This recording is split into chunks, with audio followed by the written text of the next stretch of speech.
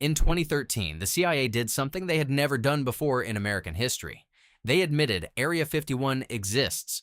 For 40 years, 40 years, the United States government looked journalists, senators, and ordinary American citizens directly in the eye and said, "That place does not exist. There is nothing there. You are imagining it." And then one day, quietly, in a declassified document that most people never read, they admitted they had been lying the entire time. But here's the question nobody is asking.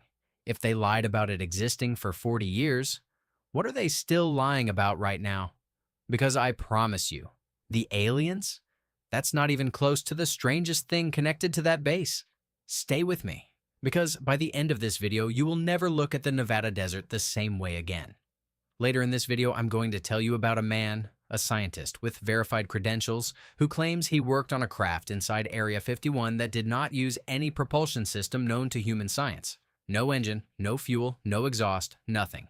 His name is Bob Lazar, and the government spent years trying to erase him. But first, let's start with what we actually know. When most people hear Area 51, they think one thing: aliens, little green men, Roswell, tinfoil hats. And that's exactly what they want you to think. Because as long as the conversation stays on aliens, as long as it stays in the territory of crazy conspiracy theories, nobody asks the real questions. Nobody follows the real money. Nobody looks at what is actually verifiably, documentably, provably happening in the Nevada desert. Here is what we know for certain. Area 51 is a highly classified United States Air Force installation located within the Nevada Test and Training Range. The airspace above it is restricted to all civilian aircraft. The perimeter is patrolled by armed guards with authority to use lethal force. Signs on the border say, "Use of deadly force authorized," not "no trespassing," not "private property." Deadly force authorized. What exactly requires that level of protection? The CIA's own declassified documents confirm that Area 51 was used to develop and test some of the most advanced aircraft in American history.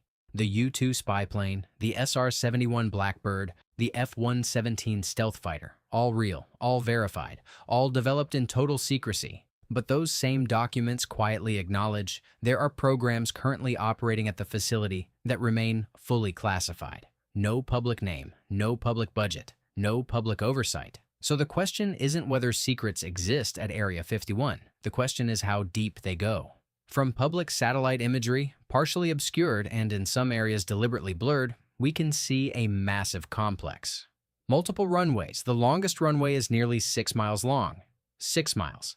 That is longer than any commercial airport runway in the United States. What are they landing that needs 6 miles of runway? There are massive hangar structures large enough to house multiple jumbo jets simultaneously. Underground facilities whose true depth is unknown. A private airline, nicknamed Janet Airlines, that flies workers from Las Vegas to the base every day on unmarked white planes with a single red stripe.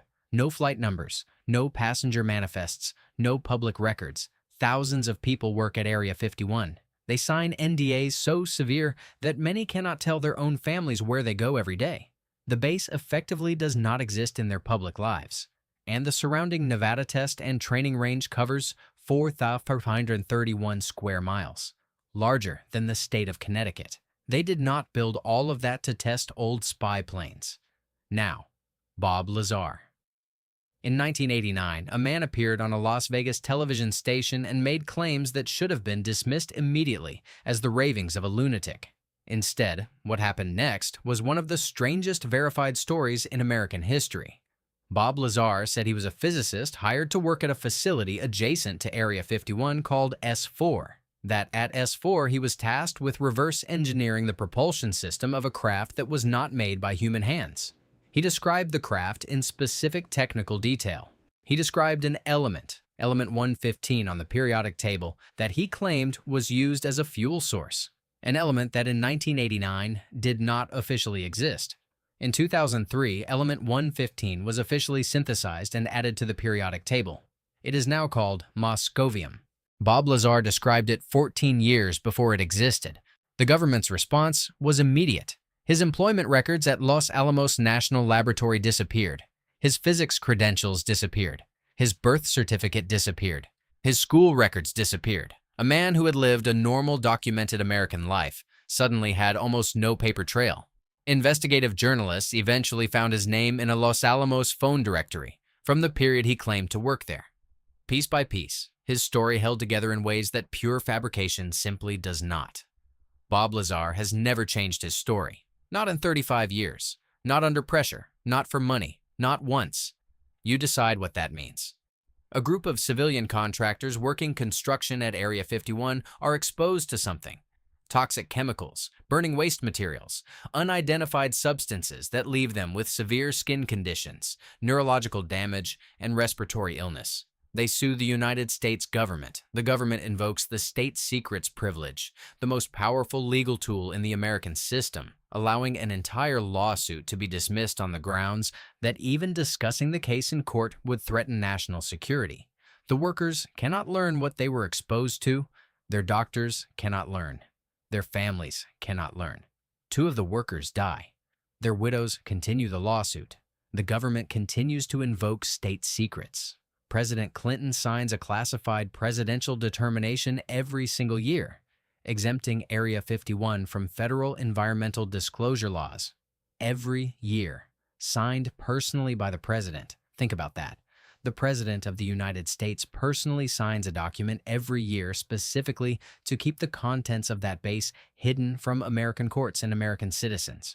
What is so important that it requires a presidential signature every year just to stay secret? Area 51 is not shrinking.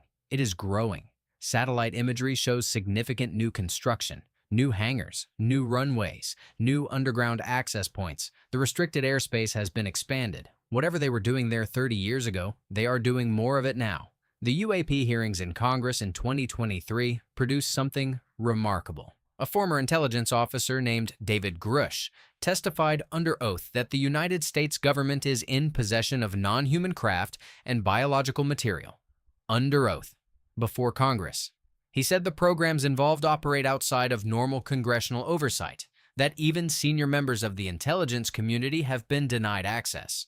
Programs within programs, secrets within secrets, and somewhere in the Nevada desert, behind 6 miles of runway and signs that say deadly force is authorized, those programs have a home.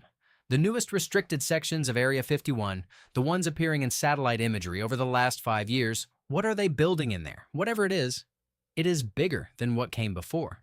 More space, more security, more presidential signatures. And you are paying for every single inch of it. Area 51 is real. The secrecy is real. The cover-ups are real. The state secrets privilege invoked against dying workers is real. Bob Lazar's Element 115 prediction was real. David Grush's congressional testimony was real. The government lied about the base existing for 40 years. They have classified programs with no public oversight. They invoke presidential authority annually to keep American citizens from knowing what is happening on American soil with American tax money.